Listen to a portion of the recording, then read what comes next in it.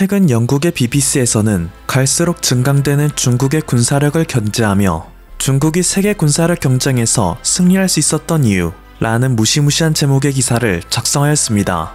이 기사를 접한 대부분의 네티즌들은 그러니 미국은 더욱 경각심을 가져야 한다 라는 생각을 자연스레 될 것입니다. 하지만 미국 못지않게 크게 경계하는 국가가 있으니 그것은 바로 대한민국인데요. 사실 중국이 군사적인 행동에 나서면 미국만큼이나 중국과 무력 충돌의 가능성이 높은 국가가 중국과 가장 가까운 나라이자 오랜 역사 동안 잦은 전쟁을 치러왔던 우리들이기 때문입니다. 실제로 중국은 지금도 한국을 적군으로 상정한 군사작전을 수립하고 이것을 위한 군사훈련을 꾸준히 진행해오고 있습니다. 그리고 한국도 중국과 마찬가지로 중국을 적군으로 상정한 군사훈련을 수차례 진행하였는데요. 여러가지 경우의 수가 존재하겠지만 북한이라는 변수가 한국과 중국으로 하여금 무력 충돌을 일으킬 수 있는 가장 유력한 후보입니다. 이미 중국은 북한을 중국과 미국, 한국과 유엔이 쪼개어 관할하는 것을 제안하게 됐을 정도로 북한의 김실가 정권이 무너진다면 언제라도 북한의 땅을 점령할 계획을 세우고 있습니다. 그리고 이때 우리는 중국과의 전쟁이 불가피한데요. 대한민국 헌법상 현재의 북한은 괴뢰 정부에 불과하며 북한의 땅은 명실상부 대한민국의 적법한 영토이자 북한의 주민들도 모두 대한민국 국민이기 때문입니다. 중국이 정세안정이라는 명분으로 멋대로 군대를 끌고 와 이북 지역에 주둔시킬 시 그것은 대한민국에 대한 영토 침입이자 선전포고나 다름없습니다. 그래서 우리는 항상 지금 당장이라도 중국과 전쟁을 할 가능성을 염두에 두고 있어야 하는데요. BBC의 해당 기사에 따르면 국제관계 전문가들 중에는 투명성이 부족하고 수치 일관성이 없는 중국의 국방비 지출 내역을 비판하는 이들이 많다. 물론 중국 정부는 국방비 지출에 대한 자료를 공식 발표하지만 서구가 추정하는 중국 정부의 실질적인 국방재정 지원 규모는 공식적으로 공개된 자료보다 훨씬 높게 나타나곤 한다. 워싱턴 소재 전략국제문제연구소에 따르면 최소 10년간 중국의 국방예산 증가율은 그간 중국이 보여준 경제성장률보다 높은 것으로 추정된다 하죠. 중국은 매해 300조 원가량을 국방예산으로 지출한다지만 비공식적으로는 500조 원가량을 사용하는 것으로 파악됩니다. 매해 50조 원가량을 국방예산으로 쓰는 대한민국에 비해 거의 10배 수준에 달하는 수치입니다. 또한 BBC는 중국의 미사일과 핵무기, 인공지능 기술이 발전하고 있다. 이는 전세계 군사력 균형에 심오한 변화가 일어나고 있다는 서방 관측통들의 큰 우려로 이어지고 있다. 시진핑 주석은 얼마 전 2035년까지 중국의 모든 군사력을 현대화하란 지시를 하달하였으며 2049년까지는 그 어느 국가와 싸우더라도 승리할 수 있는 세계적인 수준의 군사 강국이 되어야 한다 강조했다. 라며 중국 군대가 앞으로 보여줄 포텐셜에 대해서도 경고했는데요. 이렇게 그들이 심어주고 있는 공포감을 마주하자면 변방의 작은 나라에 불과한 대한민국은 여러 측면에서 중국에게 오직 패할 뿐이라는 결론을 짓기 십상이죠. 하지만 정말 그럴까요? 그게 아니라는 것은 조금 전의 구절을 조금만 더 심도 있게 뜯어봐도 쉽게 파악할 수 있습니다. 시진핑은 2035년까지 중국 군대를 현대화하란 지시를 하달했다. 이 말을 거꾸로 생각해보면 전세계 3위의 군사력으로 집계 되는 중국은 아직까지도 군대의 현대화를 이루지 못했다는 것입니다.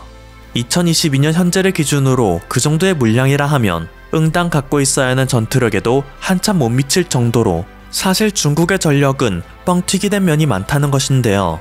반세기도 넘게 지난 과거 국공내전 시절의 다 녹슬어가는 재래식 무기도 통계에 포함시켜 부풀리게 하는 것이 중국 군대의 현실입니다. 그들은 매해 열병식을 통하여 자신들의 휘황찬란한 무기와 절도 있는 군인들을 자랑하지만 막상 중국이 그동안 공개해왔던 전력의 규모와 비교해보면 터무니없는 숫자에 불과한데요.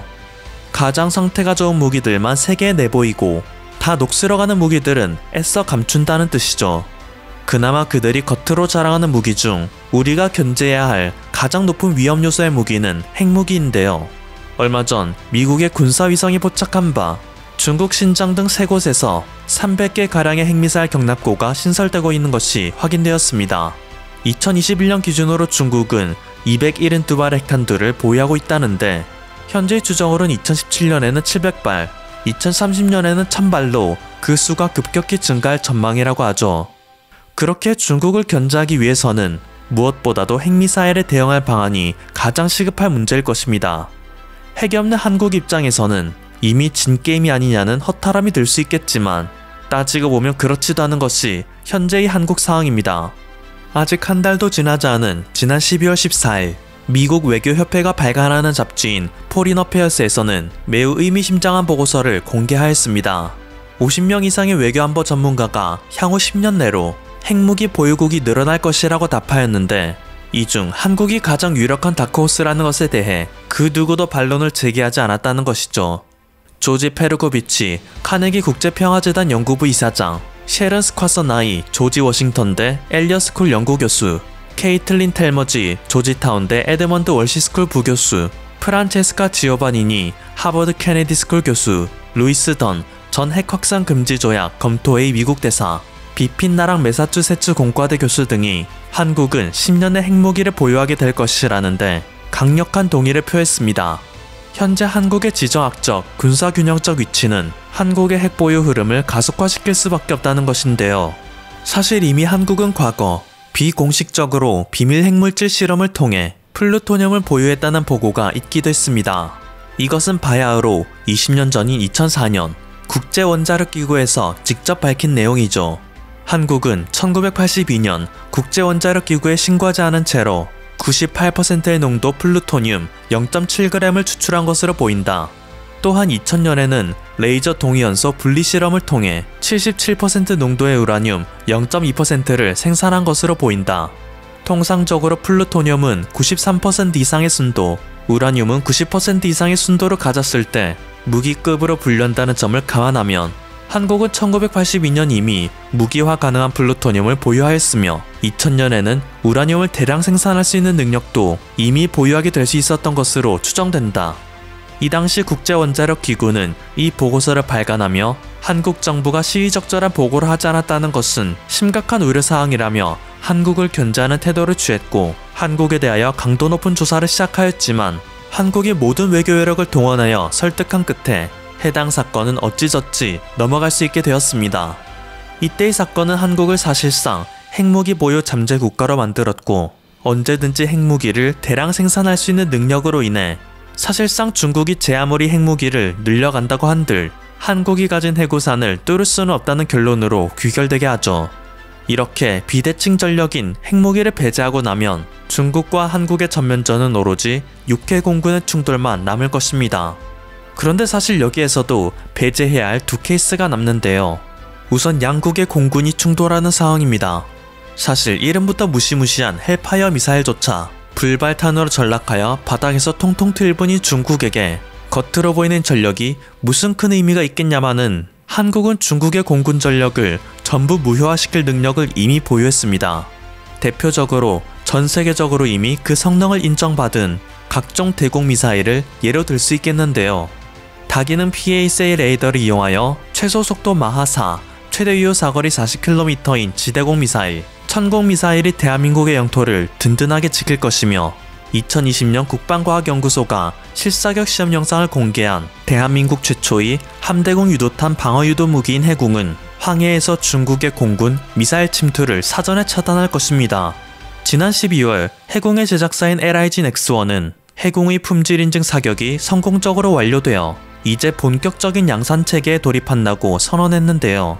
중국의 대공포 마냥 뜬금없이 지상을 갈겨버리는 수준만 아니라면 대중국 작전을 수행하는데 차질을 빚을 일은 없을 것입니다. 다음으로 배제할 상황은 중국 해군의 지상 침투입니다. 최근 대만 국방부의 보고서에 따르면 중국 인민해방군의 해군 전력은 아직까지도 대만에 상륙할 능력조차 갖추지 않았다고 하는데요.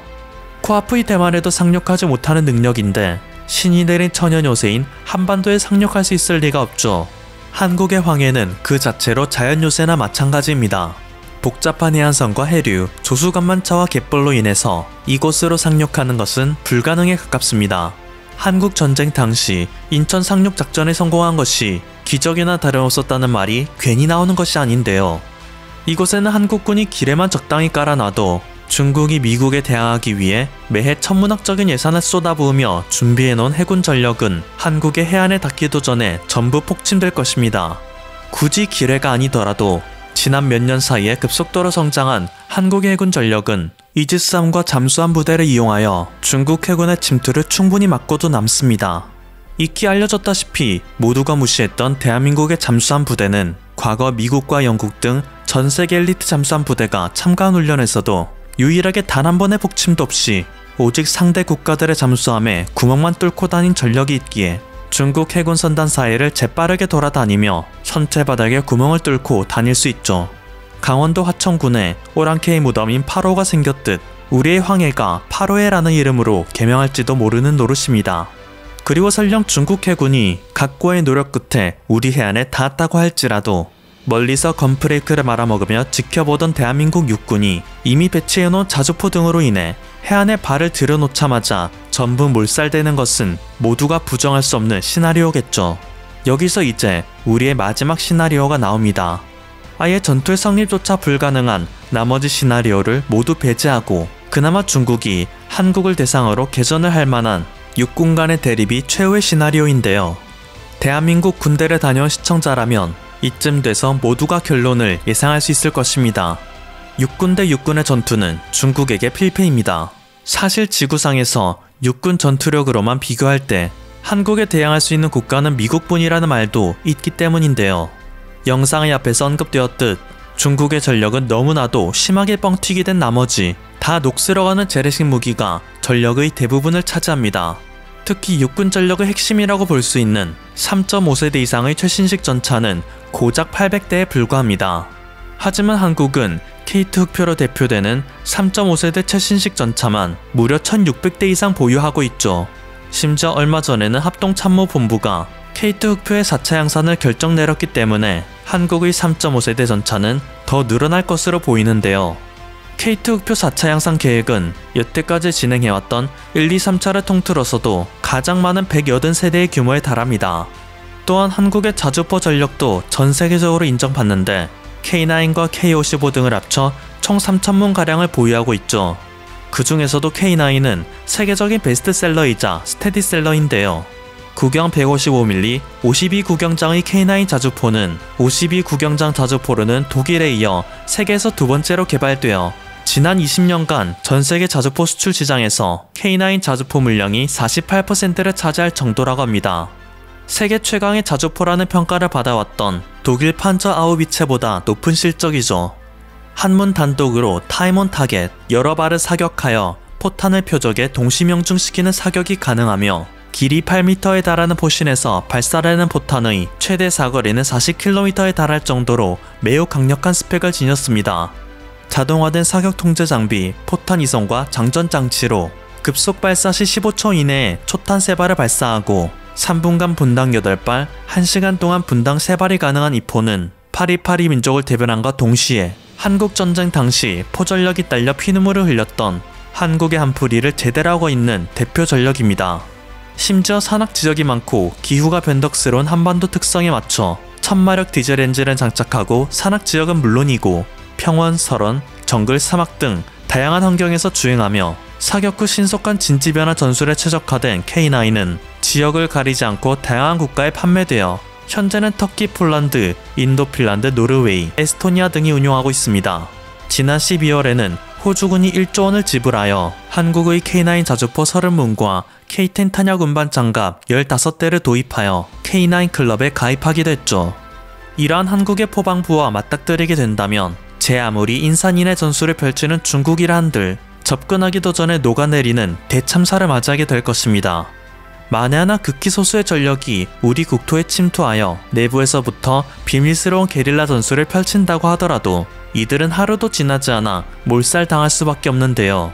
60만 밖에 안 되는 상비군 전력에 비해 무려 300만에 달하는 대한민국의 예비군 전력 때문이죠.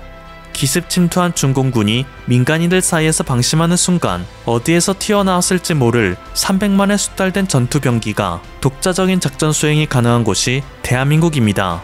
무수히 쏟아지는 포탄을 피해 간신히 목숨만 부지하여 침투한 중공군과 현역 군인 예비군 가리지 않고 총동원하여 유연하고 효율적인 작전 수행이 가능한 대한민국 국군 중 어느 쪽이 유리할지는 굳이 계산해보지 않아도 알 수 있습니다. 이상 한국과 중국의 전면전 시나리오에 대해서 살펴봤는데요.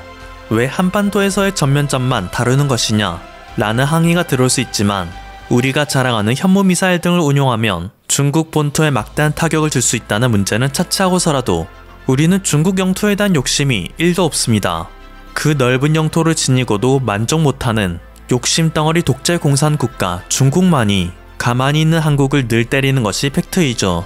그리고 오늘의 결론에 따르면 타국의 침공이라는 상황에 극도의 트라우마가 있어 무지성으로 극단적인 화력 증진을 위해 달려온 대한민국은 중국 정도는 무난히 막을 수 있을 정도로 이미 충분한 군사력을 지니고 있으니 우리 국민들은 오로지 중국의 또 다른 침공, 코로나 바이러스만 조심하시며 두 발 쭉 뻗고 주무시면 오늘도 불철주야 고생하시는 우리 국군 장병들이 우리가 사랑하는 조국 대한민국을 늘 안전하게 지켜줄 것입니다.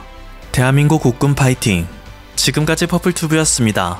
여러분의 구독과 좋아요 그리고 알림 설정은 콘텐츠 제작에 큰 힘이 됩니다. 감사합니다.